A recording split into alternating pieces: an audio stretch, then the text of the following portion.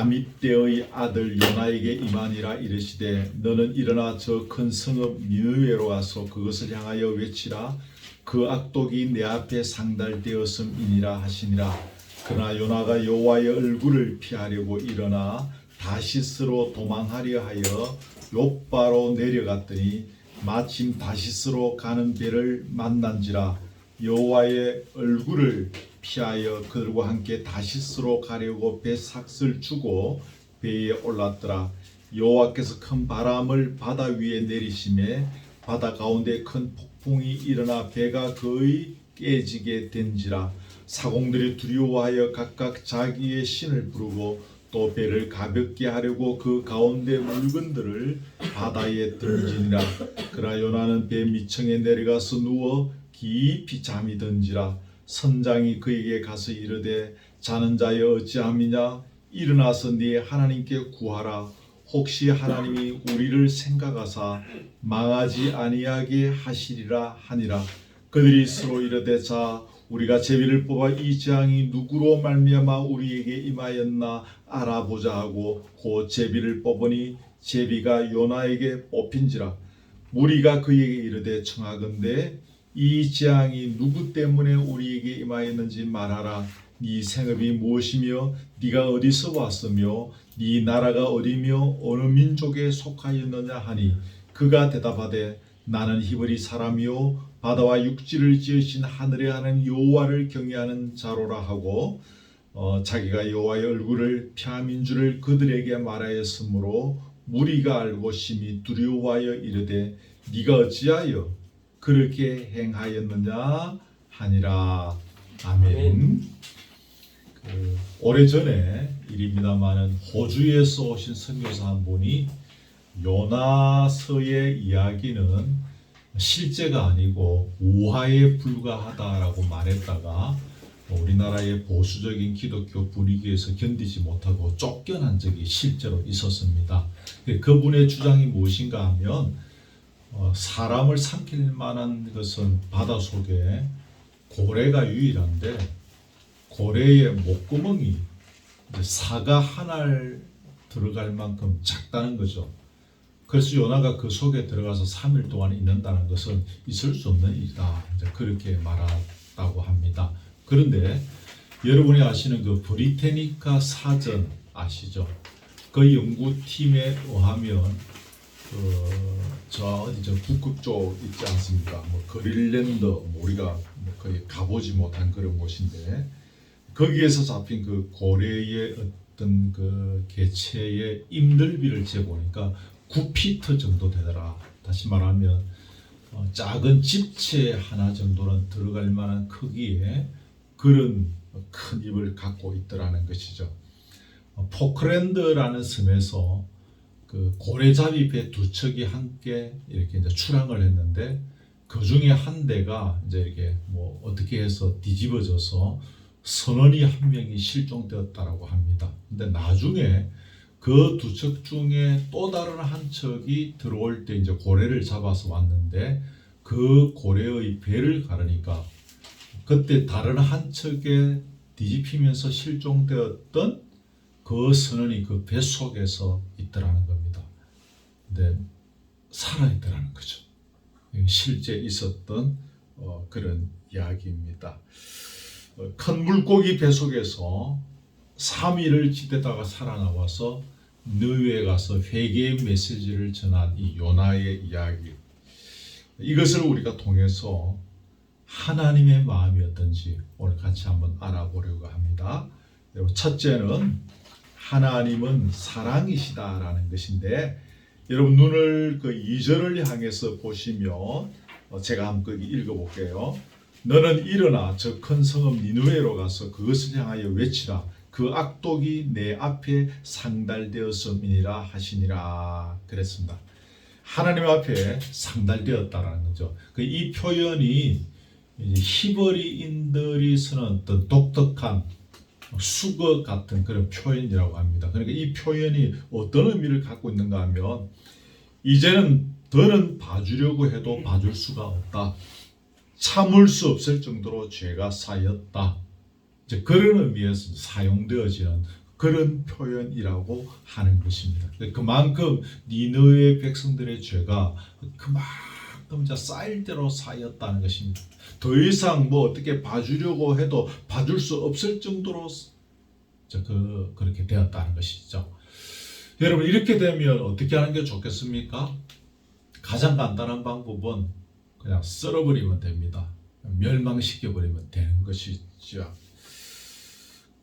오래전에 제가 어릴 때 선생님한테 들은 이야기인데, 대만의 장개석 총독이 정부를 세우고 나라를 이렇게 이렇게 다스려야 되다 보니까 그 깡패들을 싸그리 다 붙잡아가지고 태평양 상공으로 거기서 다 바다에 빠뜨렸다는 그런 이야기를 제가 들은 적이 있습니다. 우리나라도 오래전이지만 지존파라는 그런 그룹이 있었죠. 그래서 사람들을 막 잡아다가 아주 잔인하게 죽이고 막 그렇게 이상한 짓을 한 사람들이 있었는데, 그때 사람들이 말하기를 저 인간들은 다 죽여야 한다. 저것들이 한 그대로, 표현이 좀 죄송합니다만 저것들이 한 그대로 해서 저들을 다 죽여야 한다. 사형시켜야 된다. 더는 이 땅에 풀어놓으면 안 된다. 뭐 그런 것들이었습니다. 그런데 하나님께서는 이 니느웨 백성들을 어떻게 하셨습니까? 그들이 회복할 수 있는 기회를 주셨다라는 것입니다. 요나에게 주신 말씀이 뭡니까? 회개하라는 메시지를 가지고 네가 한번 가보라. 그 메시지를 가지고 와서 그들을 한번 설득해보라는 것입니다. 이것이 우리 하나님의 마음이고 하나님의 생각이다라는 겁니다. 공공의 적이라는 영화가 있죠. 옛날에 나왔던 영화인데, 그 장면 중에 보면 그 아들이 비가 오는 아주 깊은 밤에 유산 문제 때문에 자기 부모님이 사시는 집에 가서 아버지 어머니를 아주 잔인하게 칼로 찔러 죽입니다. 그때 거실 바닥에서 쓰러져서 막 숨이 끊어져 가는 그 어머니가 거실 바닥에 굴러다니는 모습을 집어삼킵니다. 그게 뭔가 하면 아버지와 아들이, 또 어머니와 아들이 이렇게 막 엉켜잡고 이렇게 막 하는 그 사이에 아들의 이 손톱 하나가 떨어져 나간 거예요. 그걸 자기 목구멍에 끌어삼키고 죽습니다. 이유는 나중에라도 이 범행이 탄로날까봐 아들을 지켜주기 위해서 아들의 칼에 맞아 죽는 그 아픔 속에서도 그 아들의 손톱 조각을 자기 목에 끌어삼키고 죽은 것이죠. 여러분, 이게 부모의 마음이고 또 우리를 지극히 사랑하시는 하나님 아버지의 마음이다라는 것입니다. 그렇습니다. 더는 봐줄 수 없었던 우리의 악독함에도 불구하고 주께서는 우리를 사랑하셔서 버리지 않으셨습니다. 장개석 총독처럼 태평양에 던지지 않으셨습니다. 확 쓸어버리지 않으셨습니다. 장부에서 지워버리지도 않으셨습니다. 변함없이 우리를 기억하시고 우리를 인도하시고 또 기다리시는 겁니다. 니느웨 백성들 향하여 기다리셨듯이 기다리시면서 우리에게 은혜를 베풀어 주고 계십니다. 이것이 하나님의 마음인 것입니다. 요나서를 들어가면서 요나에 대한 이야기를 우리가 어릴 때부터 들어서 뭐 다 알잖아요. 그죠? 요나의 첫 번째 이 장을 통해서 하나님의 마음을 우리가 배워야 하는 것이죠. 여러분, 누가 복된 자입니까? 우리가 다 복을 좋아하는데, 복된 자는 이런 하나님의 마음을 읽을 줄 아는 자가 복된 자입니다. 이 하나님의 마음을 읽을 수 있는 자가 시기와 원망, 미움과 질투, 욕심에서 자유하면서 하늘의 평안을 누릴 수 있습니다. 날마다 천국을 소유하는 삶을 살아갈 수가 있는 겁니다. 여러분, 하나님의 자녀로서 이 땅에서 살아가면서 누릴 수 있는 최고의 복이 여러분 뭘까요? 뭐가 최고의 복일 것 같습니까? 그 최고의 복은 이 땅을 살아나가는 가운데 매 순간 천국을 향유하면서 살아가는 것입니다. 아멘. 이게 하나님의 자녀로서 이 땅에서 살아가면서 누릴 수 있는 최고의 복인 것이죠. 어떤 순간 어떤 상황 앞에서도 자기 자신이 천국을 향유하며 하늘의 평안을 누리며 살아가는 것. 그리스도인으로서 누릴 수 있는 최고의 복입니다, 여러분. 근데 그 복을 누리려면 시기와 원망, 미움과 질투, 욕심에서 자유하는 삶을 살아나갈 수 있어야 하고, 또 그런 삶을 살아나가려고 하면 방금 언급한 대로 오늘 이야기한 이 하나님의 마음을 읽을 수 있어야 되는 것입니다. 여러분 이것을 잘 이해를 기억을 메모를 해 놓으셨다가 집에 가서 한 번 더 이렇게 다시 한번 생각을 해 보시기를 바랍니다. 오늘 이 하나님의 마음을 읽는 것이 우리 기독교 신앙의 기초입니다. 교회를 다니기 시작하다 보면 교회 봉사라는 것을 하게 됩니다. 운전하는 사람이 없다 보니까 운전 좀 해라. 좀 하다 보면 노래 잘하니까 찬양대 서라. 또 조금 다니다 보면 주일학교 교사해라. 설거지하러 오라. 밥하러 오라. 교회 봉사를 합니다. 그렇게 하다 보면 뭔가 이런저런 직분을 받게 되어집니다. 그렇게 살아가다가 보면 우리 스스로 어떤 생각을 하게 되는가 하면 뭔가 내가 좀 주님 앞에서 열심을 내야 되겠다.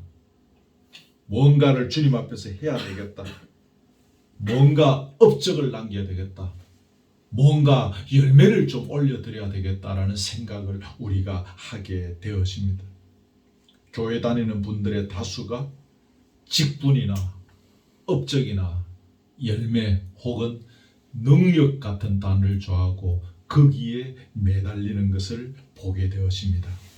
그런데 여러분, 기독교 신앙에서 정말 중요한 것은 나를 쓸어버리지 아니하시고 버리지 아니하시고 참으시며 기다려 주시며 은혜를 베풀고 계시는 하나님의 마음을 깨달아 아는 것입니다. 아멘.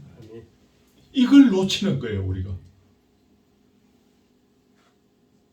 제가 왜 이런 것들을 잘 아는가 하면 제가 이 나이 때까지 어머니 배 속에 있을 때부터 교회를 다녔고 또 목회자가 되었지 않습니까? 그래서 한국 교회의 현실을 너무나도 제가 잘 압니다. 여러분도 잘 아시겠지만 이걸 놓치는 거예요. 며칠 전에 우연히 전에 다녔던 교회의 어떤 분이 그 다른 사람하고 이야기하는 것을 제가 옆에서 다 들었습니다. 그분은 제가 딱 옆에 있었다는 것을 몰라요. 한 30여 분 넘게 제가 그 옆에 있었는데 자기는 저를 모르고 있어요. 이제 이렇게 서로 바라보는 방향이 달랐어요. 자기가 이번에 투표해서 무슨 직분을 받게 되는데 12월 달에 이제 안수식을 하고 뭐 된다고. 그걸만 이제 그 옆에 친구는 보니까 교회를 모르는 사람, 교회 전혀 모르는 사람, 자기가 이번에 뭐 거기에서 이게 됐다고 막 저렇게 자랑하시는 거죠. 제가 옆에서 듣고 있다가 그냥 그분이 저를 안 바라봤기 때문에 아는 척을 하지 않고 그냥 제가 왔습니다. 많은 한국 교인들이 이 직분 같은 이런 것, 그리고 내가 뭔가 이 교회에서 뭔가 뭐 업적을 남겨야 된다는 것, 또 이제 좀 좋게 말하면 뭔가 열매를 올려드려야 된다. 여기에 막 집중을 합니다. 성경은 그걸 이야기하지 않습니다. 참으시며 기다려 주시는, 그러면서 내게 은혜를 베푸시는 그 하나님의 마음을 알아가라고 성경은 우리에게 이야기하고 있습니다. 여러분, 이 하나님의 마음을 알아가면 조금 전에 말씀드린 대로 첫째로 하늘의 평안을 누리는 천국의 소유자가 누굽니까? 하늘의 평안을 누리며 살아가는 사람이 천국의 소유자 아닙니까? 그렇죠? 이 하나님, 오늘 이야기한 이 하나님의 마음을 알아야 합니다. 나를 쓸어버리지 아니하시고 나를 멸망시키지 아니하시고 참으시며 기다리시며 나를 기억하시고 은혜를 베푸시는 하나님의 마음을 아는 자가 하늘의 평안을 누릴 수 있습니다. 두 번째는 뭡니까? 내가 이 세상을 어떻게 살아가야 하는지, 자기 인생의 목적이나 자기 인생의 방향, 자기 인생의 뭐 어떤 방식, 삶의 방식, 이런 것들이 뚜렷해지는 것입니다. 그저 열심히 해서 돈 많이 벌거나 혹은 그저 공부 잘해서 뭐 출세하거나 하는 이런 단순한 어떤 그런 출세 지향적, 물질 지향적인 삶이 아니라 내가 무엇을 위해서 어떻게 살아가야 하는지 삶의 방식이, 가치가, 목적이 뚜렷해지는 것입니다. 세 번째는 그렇게 되면 삶이 지치지 않습니다. 지치지 않습니다.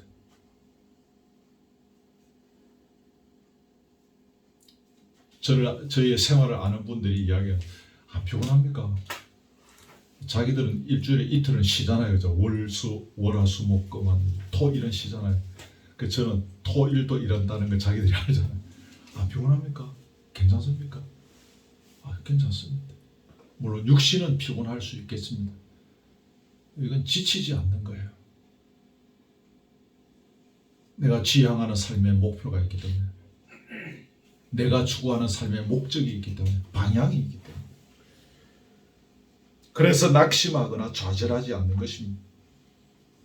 늘 역동적인 삶을 살아가게 되어지는 것입니다. 삶이 재미가 있는 것이죠. 네 번째는 웬만한 일에 시험 들지 않습니다. 넘어지고 자빠지지 않는 것이죠. 주님의 마음을 잘 모르면 어떻게 됩니까? 실족하고 넘어지고 자빠지는 거죠. 맞죠? 그죠? 주님을 제대로 알면 넘어지고 자빠질 일이 없는 것입니다. 다섯 번째, 사랑의 사람이 됩니다. 여러분, 내가 기독교 신앙을 소유하고 있는 기독교인이다 라는 것을 어떻게 나타낼 수 있을까요? 예전에는, 요즘은 이력서에 그런 거 없던데, 예전에는 이력서에 보면 종교란이 있었잖아요. 기독교라고 적어놓으면 내가 기독교 교인이라는 것을 사람들에게 나타내는 것이 되는데, 여러분 정말 내가 기독교인, 기독교 신앙을 갖고 있다는 것을 증명할 수 있는, 드러내는 비결이 뭘까요? 그건 내가 사랑의 삶을 사는 것입니다. 내 신앙을 사랑으로 드러내야 하는 것입니다. 우리 기독교 신앙의 절정이 뭡니까? 사랑입니다. 주께서 우리에게 교회를 주신 이유 중에 하나는 그 사랑을 먼저 이 공동체 안에서 배우고 또 놔두고 그 훈련을 하면서 또 밖에 세상에 나가서 그 사랑을 실현해 가라는 것입니다. 여러분, 어떤 분야이든지 기초가 중요합니다. 기초가 든든히 돼 있어야 그 다음 일이 진행이 되죠. 저는 기타를 잘 치시는 분들을 부러워하는데, 기타의 고수들도 보니까 매일 아침마다 자기 나름의 방법대로 아주 기본적인 훈련들을 매일 아침마다 하더라고요. 피아노를 잘 치시는 피아노의 거장들, 제가 성함을 잊어버렸는데, 부산대에서 오랫도록 피아노를 가르치고 지금은 나이가 90이 넘으셨던 그런 노 교수님이 계세요. 그분은 매일 체르니와 바이엘을 반복해야 한다는 것입니다. 음대 교수가, 원로 교수님께서 체르니 바이엘을 왜 하지? 기본을 놓치지 않기 위해서 매일 그걸 반복해서 아침마다 치면서 그 자기 손가락의 감각을 잃어버리지 않으려 한다는 것입니다. 우리 신앙도 마찬가지입니다. 이미 오래전에 우리가 이 하나님의 마음을 읽을 줄 알았다고 해서 끝나는 것이 아닙니다. 매일 아침 혹은 매시 매초마다 이 하나님의 마음을 읽는 습관이 몸에 배어 있어야 합니다. 꼭 기억하십시오. 그렇기 때문에 우리는 매일 없는 시간이지만 성경을 묵상하고 또 찬양도 하고 기도하고, 그러면서 이 하나님의 마음을 묵상하고 느껴가는 것입니다. 성경을 많이 읽는 것도 좋은 일입니다. 그러니까 성경을 내가 내 평생 300번 읽었다, 400번 읽었다라는 것에 너무 초점을 맞추지 마시고 성경을 읽으면서 이 하나님의 마음을 느끼고 알아가는 일에 집중하셔야 됩니다. 어느 구절을 하나 읽다가 여기에 하나님의 마음이 있는 것을 알게 되고 거기에 꽂히면 그 본문을 붙잡고 저는 1년 360을 그 본문만 쳐다보고 있어도 된다고 생각해요. 그리고 또 다음 장을 넘어가야 되는 것입니다. 제가 보기에 죄송하지만 요나는 이 훈련이 잘 안 되어 있었던 것 같습니다. 하나님, 내가 왜 저런 죽일 인간들, 이 표현 좀 죄송합니다만 뭐 그냥 표현이 그런 것입니다. 내가 왜 저기 가야 되냐 이거예요. 저런 악한 인간들을 위해서 왜 내가 저기 가야 합니까? 난 못 갑니다. 하나님께서 자기 요나를 얼마나 기다려 주셨는지, 얼마나 요나를 향하여 오랫도록 참으셨는지, 자기가 하나님 앞에서 얼마나 사랑을 받고 있는 존재인지를 몰랐던 겁니다. 물론 이론적으로는 알았는지 모르겠습니다만, 그래서 하나님께서 니느웨로 가라고 하시는데 그는 그 하나님의 마음을 이해할 수가 없어서 다시스로 도망가 버렸던 것입니다. 여러분, 이 하나님의 마음을 당초에 알았더라면 요나가 태풍을 만날 일이 있었겠습니까? 없었습니다. 깊은 바다에 던져질 일도 없었을 것이고, 물고기 밥이 되어서 그 뱃속에서 3일 동안 그 깜깜한 곳에서 헤매며 살아갈 이유도 없었을 것입니다. 다시 말해서 이 하나님의 마음을 모르고 있으니까 인생이 꼬이고 복잡해지는 것입니다. 근데 나중에 결국은 깨닫고 요나가 니느웨로 갔죠, 그죠? 그 도시를 살렸습니다. 다시 말하면 이 하나님의 마음을 제대로 알아차리고 그 뜻대로 살아가면 세상을 살리는 인생이 되어지는 겁니다. 아멘. 값진 인생이 뭐죠? 복된 인생은 이 하나님의 마음을 아는 것이고, 값진 인생은 뭡니까? 이 하나님의 마음을 헤아리고 이 하나님의 마음을 따라서 살아가면서 세상을 살리는 것이 값진 인생인 것입니다. 우리가 돈을 한 달에 얼마짜리 수익을 창출하는 직업을 가졌던 그 자리가 어떻게 있든지 어떤 일에서 살아가든지를 불문하고 우리가 세상을 살릴 수 있다면 그게 값진 인생인 것입니다.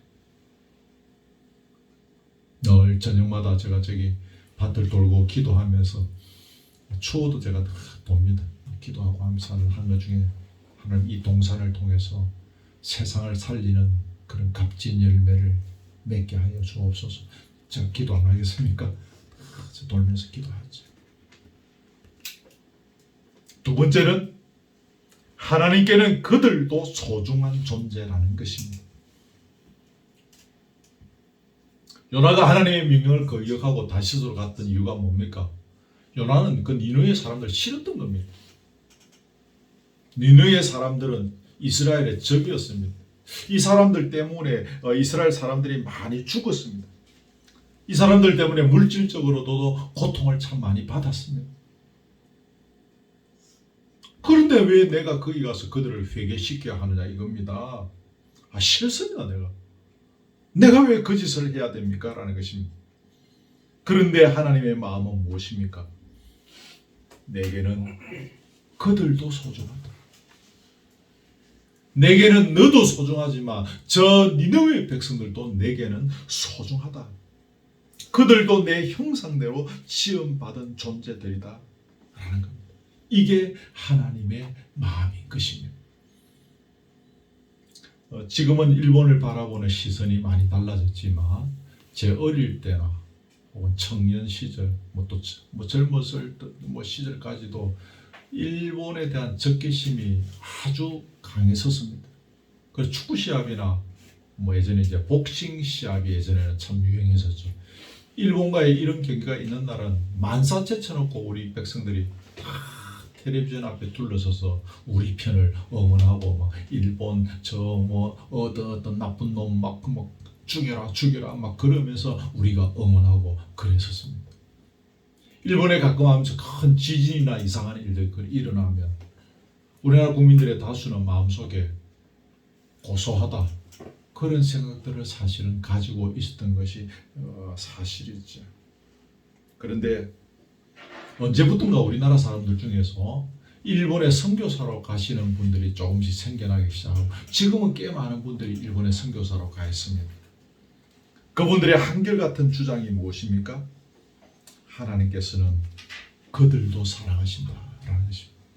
인간의 감정으로 보면 오래전에 우리나라를 창탈하고 우리 조상들을 너무너무 힘들게 했던 그때 힘들게 살았던 우리의 어른들이 지금도 아직 살아계시는 분들이 많지 않습니까? 나이대로 볼 때. 그러나 그럼에도 불구하고 하나님은 그들도 사랑하시고 하나님께는 그들도 소중하다라는 것입니다. 이게 하나님의 마음입니다. 여러분, 하지만 불행하게도 세상의 역사가 시작된 이래로 인간은 자기 중심적 사고의 틀에서 늘 헤매고 방황하며 살아가고 있습니다. 아담의 아들 가인이 그 동생 아벨을 쳐 죽이지 않습니까? 이것도 자기 중심적 사고에서 벗어나지 못하였기 때문에 나온 것입니다. 그렇죠, 그렇죠? 내 거는 안 받고 제 거는 받느냐 이거예요. 교회사를 쭉 공부해 보면 헤아릴 수 없이 많은 흑역사들이 일어납니다. 저는 좀 역사를 개인적으로 좋아해서 교회사를 좀 많이 공부도 하고 이렇게 뭐 좀 많이 했었습니다. 흑역사 소위 말하는. 근데 그 뒤안길에는 뭐가 있는가 하면 다 자기 중심적 사고가 도사리고 있었기 때문에 교회사의 흑역사들이 계속 일어나고 싸우고 분열하고 찢고 뽑고 쪼개고 하다가 여기까지 온 것입니다. 미국이 세계 평화와 질서를 유지한다는 명목으로 어디든지 막 분쟁이 있고 막 그런 문제가 있는데 가는 데마다 미국이 지금 달려갖고 막 해결한다고 그러고 있죠. 그러나 사실은 철저한 자기 중심적 사고, 그것 때문에 사실은 그 사람들 거기 가서 그러고 있는 것이죠. 자기들한테 유익이 없으면 여러분 그 사람들 거기 안 갑니다. 자기에게 유익이 없으면 대통령 거기 가서 이스라엘 그 현장에 가서 그러고 있지 않아요. 자기들의 유익이 되기 때문에 우리나라에서도 뭐 예전에 한국 전쟁이 일어날 때 그렇게 오고 그렇게 하는 겁니다.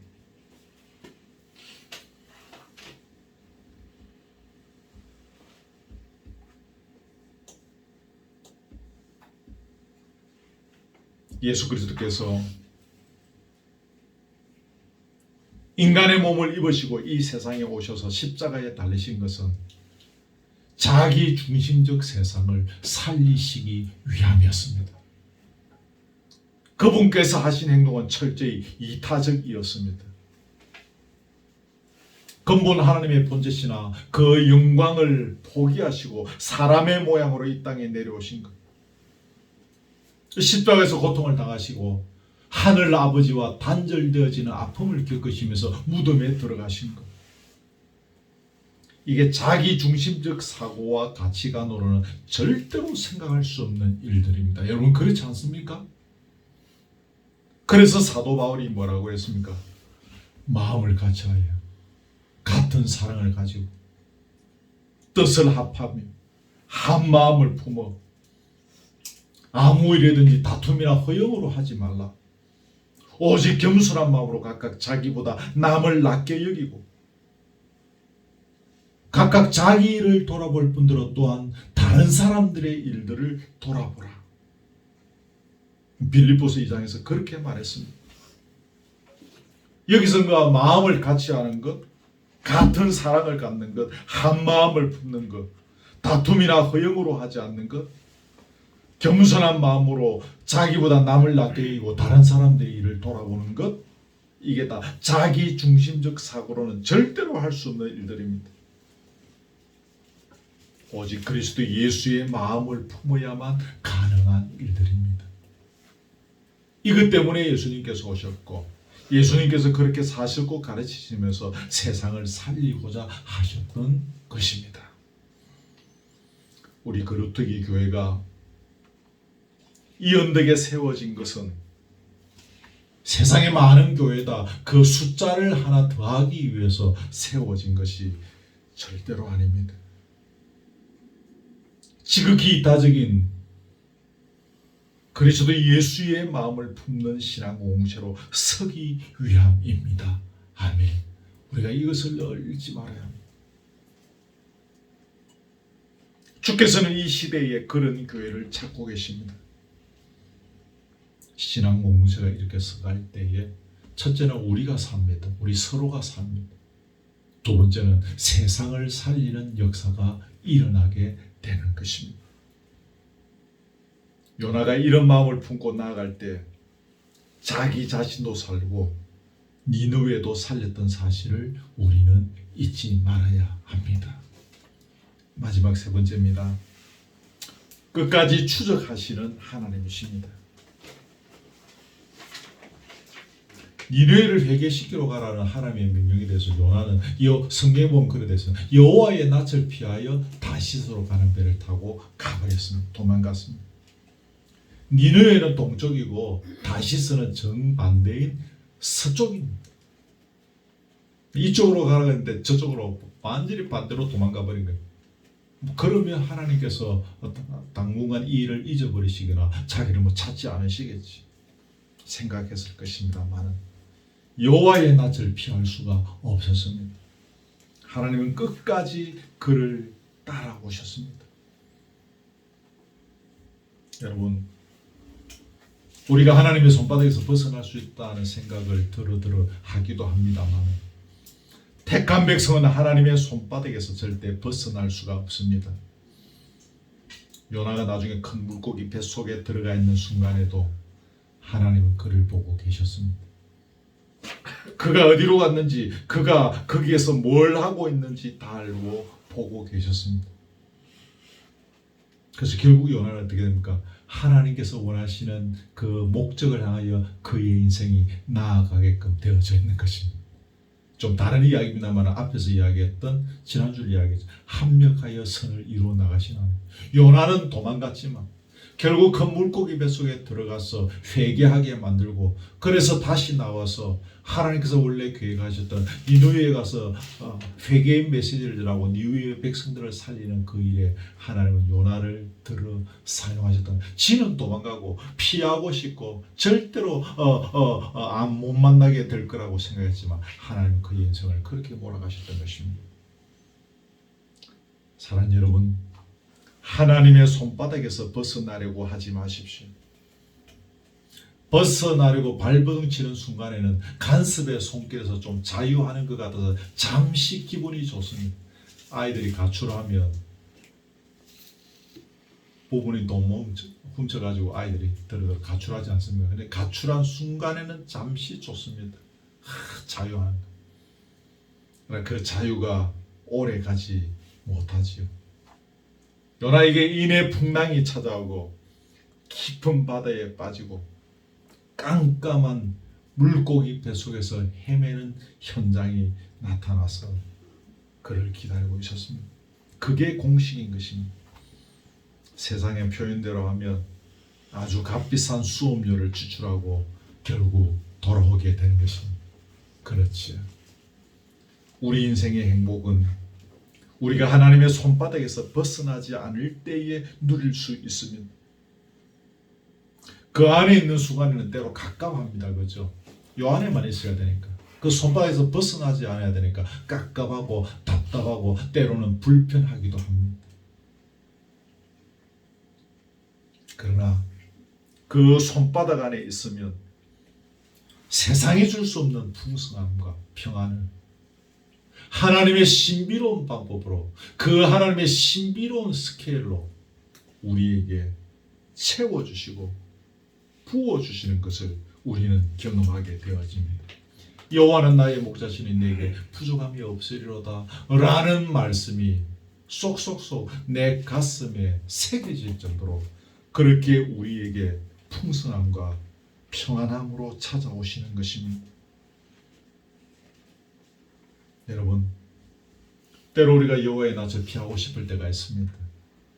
이리저리 숨으려고 할 때가 있습니다. 그렇지만 여호와는 어디든지 찾아오십니다. 그때 여러분 여호와께서 찾아오셨다는 느낌이 들면 빨리 여호와께로 복귀하십시오. 그때 모른 척하지 마십시오. 배가 출항한 후에 풍랑이 일기 시작했을 때 요나는 알았을 것입니다. 하나님께서 뭔가 나를 향하여 일을 벌이셨구나. 근데 요나가 어떻게 했습니까? 더 깊은 배 밑창에 들어가서 그걸 모르겠다. 그러고 잠들었습니다. 하나님이 자기를 찾고 계신다는 것을 알았을 때 그것을 무시하고 더 깊숙이 숨어버렸습니다. 그렇다고 문제는 해결되지 않습니다.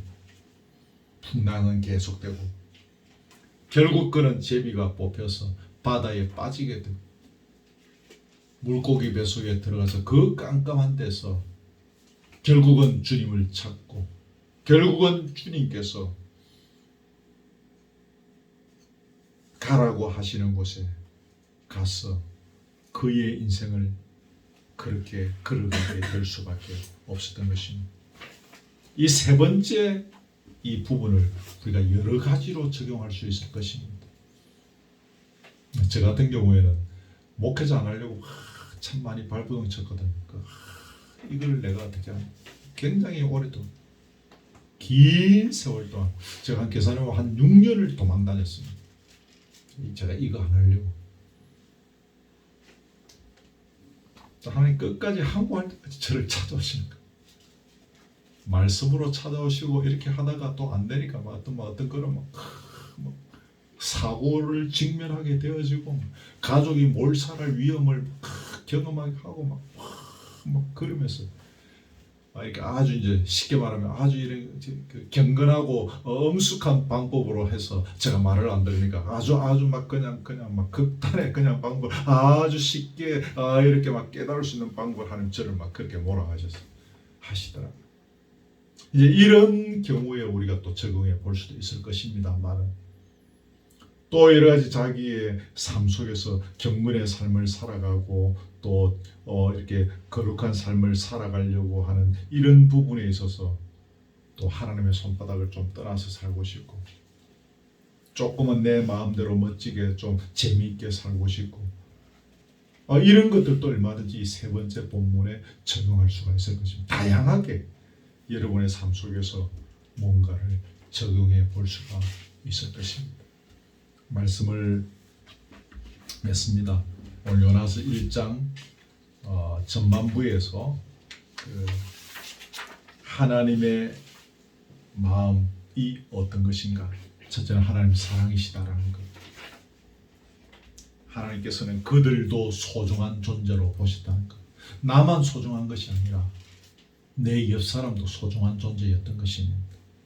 세 번째는 끝까지 추적해 오시는 이 하나님, 우리 함께 나누었습니다. 각자의 삶 속에서 기억하시고 적절하게 잘 적용될 수 있기를 주님의 이름으로 축복합니다. 아멘. 찬양을 뭐 부를까 고민을 많이 했는데 찬송가 290장 우리 찬양집에 있는 것들은 제가 앞에서 선창하려니까 좀 어렵더라고요.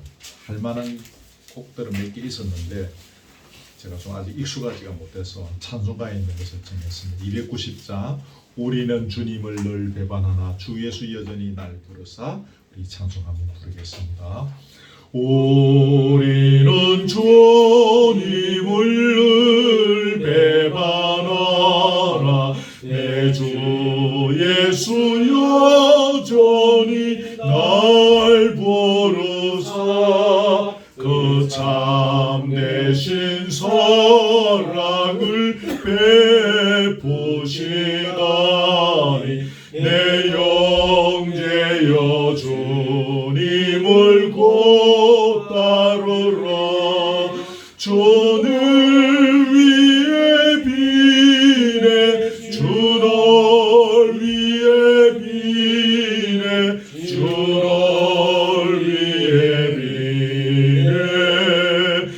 항상 비시네 주께서 풍성한 은혜를 내려 내 영혼이 나날이 복받으니 주 예수를 너희도 구주로 섬겨 곧 따르면 풍성한 복 받겠네. 주 널 위해 비네 주 널 위해 비네 주 널 위해 비네 항상 비시네 무거운 짐지고 애타는 인생 주 예수께 돌아와 오시어라. 내 주 예수 너희를 돌보실 때에 참복 낙가미가 넘치겠네. 주 널 위해 비네 주 널 위해 비네 주 널 위해 비네 항상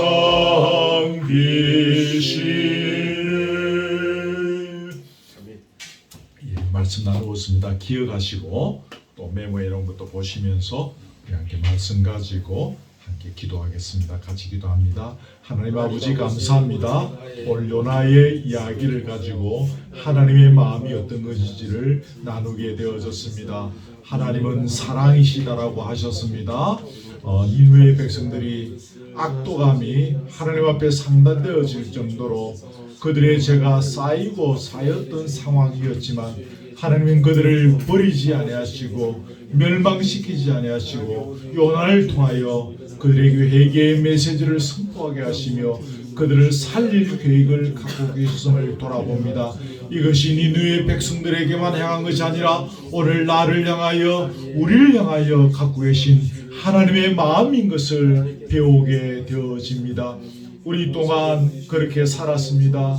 우리 또한 우리의 삶을 돌아올 때 우리의 영적인 형편을 돌아올 때 주님으로부터 멸망받을 수 없는 밖에 없는 주님께서 더 이상 참으실 이유가 없는 그러한 삶의 부분들이 그러한 영적인 영역들이 많이 있었음을 주님 앞에 고백합니다. 그러나 버리지 아니하시고 오늘 이 순간까지 참고 기다려 주시며 인내하시며 우리에게 때를 따라서 은혜를 베푸시는 하나님을 찬양하고 감사와 영광을 올려드리옵나이다. 이 말씀을 오늘 우리에게 주시니 고맙습니다. 하나님 종에게 이 말씀을 허락해 주시니 감사합니다. 늘 기억하게 하여 주시고 늘 이 말씀 붙잡고 걸어가게 하여 주시며 나를 사랑하셔서 기억하시고 버리지 아니하시며 은혜를 베푸시며 간섭하시며 내 인생을 주장하시는 여호와 하나님을 바라보게 하여 주시고 그러므로 이 시선을 가지고 또한 세상의 사람들을 바라볼 수 있기를 원합니다. 우울감에 빠지지 않게 하시고 늘 사람들 앞에서 겸손케 하여 주십니다. 나도 살아가지만 저들도 하나님께서 기억하시고 저들을 사랑하고 계시다는 사실을 보게 하여 주옵소서. 하나님의 손바닥에서 결코 벗어날 수 없음을 기억합니다. 우리의 인생의 그런 하나님의 손바닥에서 벗어날 수 없을 뿐만 아니라 우리의 매일매일의 경건의 삶, 우리의 매일매일에 걸어가는 우리의 생각과 우리의 마음조차도 하나님의 손바닥에서 벗어날 수 없다고 말씀하셨습니다. 하나님 우리를 아시고 우리를 채찍질하시는 우리를 간섭하시는 그 하나님을 바라보옵나이다. 주여 눈을 열어 주님의 간섭하심을 보게 하시며 주님의 손바닥 안에서 우리가 자유하고 진정한 평화와 행복을 누리는 것을 경험케 하시고 그것이 얼마나 복되며 그것이 얼마나 아름답고 가치 있는 것인지를 날마다 날마다 더 깊이 깨달아가게 하여 주시옵소서. 하나님 고맙습니다. 오늘도 말씀해 주시니 하나님의 마음을 배웁니다. 사랑의 하나님, 또한 나를 귀하게 여기시지만 저들도 귀하고 또 소중하게 여기시는 하나님의 손길, 끝까지 또 우리를 추적해 가시는 하나님의 손길과 마음을 배우게 해 주시니 고맙습니다. 오늘의 말씀 또한 각자의 삶 속에 지혜롭게 잘 적용하고 삶의 현장에서 배워나가며 이 말씀이 우리의 삶의 현장을 통하여 가슴에 잘 박힌 목과 같이 새겨지는 은혜가 있게 해 주시기를 간절히 원합니다. 또 한 주간도 살아갑니다. 우리의 심령 속에 나를 버리지 아니하시고 포기지 아니하시고 쓸어버리지 아니하시고 오늘도 기억하시고 은혜를 베푸시며 간섭하시는 주님의 손길을 바라보는 겸손함이 있게 해 주시옵소서. 이 겸손함이 무너질 때 우리는 하나님 앞에서 교만할 수밖에 없고 세상 사람들 앞에서 교만할 수밖에 없습니다. 주여 주여 우리를 불쌍히 여기시고 이 겸손함이 몸에 배이게 하여 주시옵소서. 귀한 예물을 주님 앞에 드립니다. 이 예물도 주님 받으시고 하나님의 장부 위에 기록하여 주옵시며 바칠 때마다 감사와 기쁨과 자원함으로 드리는 예물 되게 하옵시며 우리 거루터기 교회가 앞으로 세상 일방까지 섬기며 나누어주는 풍성한 교회로 서갈 수 있도록 은혜 위에 은혜를 더하여 주옵소서. 이제 함께 교제하며 서로 떡을 떼며 나눌 때에 우리의 심령 속에 기쁨과 감사와 회복의 눈물이 있기를 간절히 소원드리오며 예수 그리스도의 은혜와 하나님의 사랑과 성령의 교통하심이 오늘 주시는 하나님의 마음을 깨달아 알며 이 하나님의 마음을 가슴에 새기며 우리 인생의 아름다운 걸음걸음으로 걸어가기를 원하는 사랑 우리 교우들 머리 위에 지금부터 영원토록 함께 있을지어다. 아멘. 아멘.